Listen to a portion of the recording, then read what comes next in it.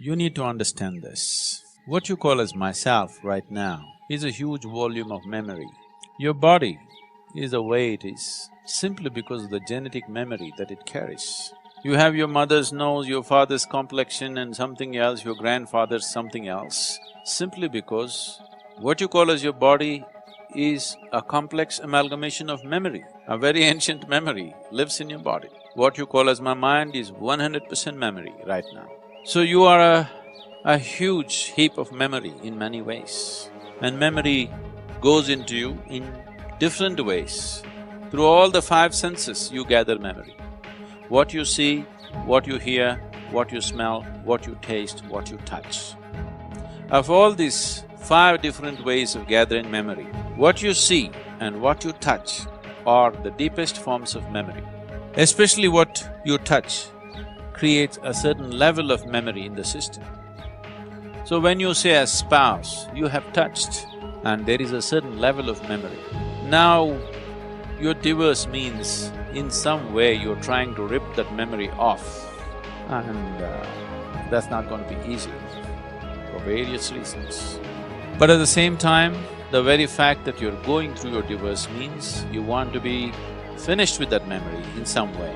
Maybe not erase that memory, but someone who was a spouse, someone who was in many ways a part of your life, slowly for whatever reason you have begun to experience them as a baggage that you're unwilling to carry.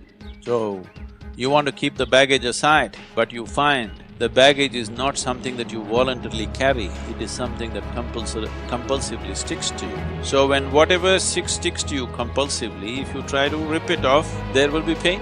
See if you can get rid of your mother from your system, you will see it's impossible. So similarly, memory has built up about your spouse, you can't just get rid of it just like that. If you do it, even mentally, psychologically, if you're equipped to do it, you will still see the whole system will go through a certain level of suffering.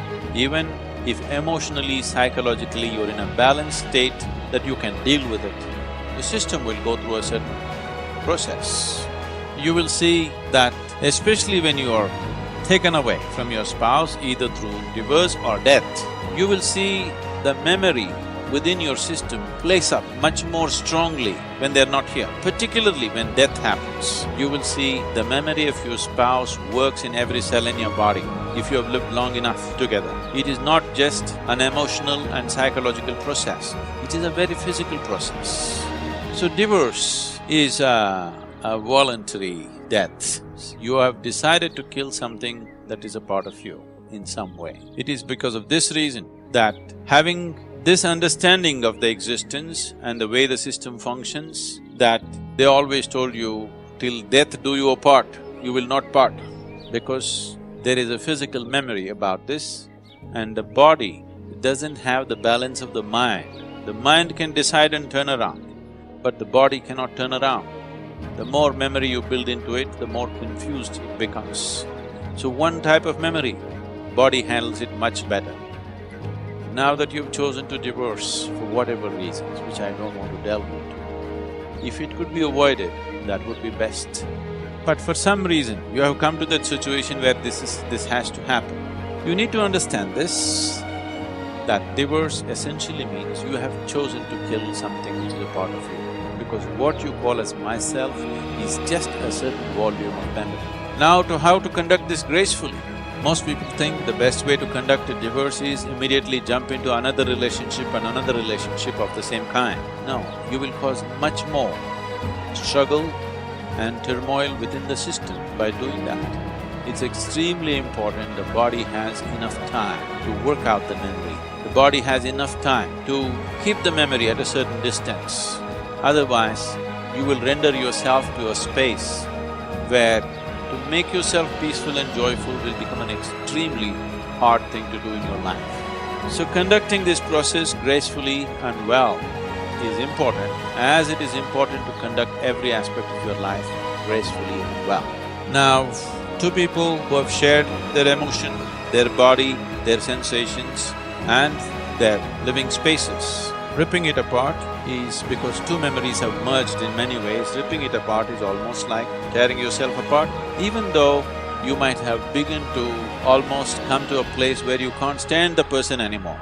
Still it hurts, simply because you are trying to rip out a memory which is you, because you are a bundle of memory. If one does the necessary spiritual sadhana, if one does sufficient inner work to establish these energies, which is yourself, you're only divorcing your spouse.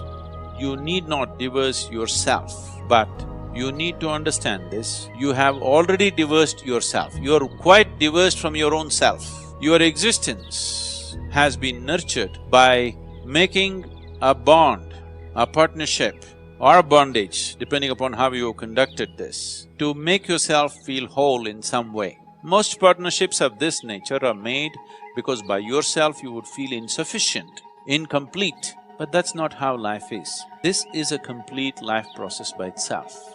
It does not need any assistance from outside. So now that you come to such a situation, it is time to turn inward and see. It is time that you find the completeness of what this life is. It is time you discover that this being is a complete being.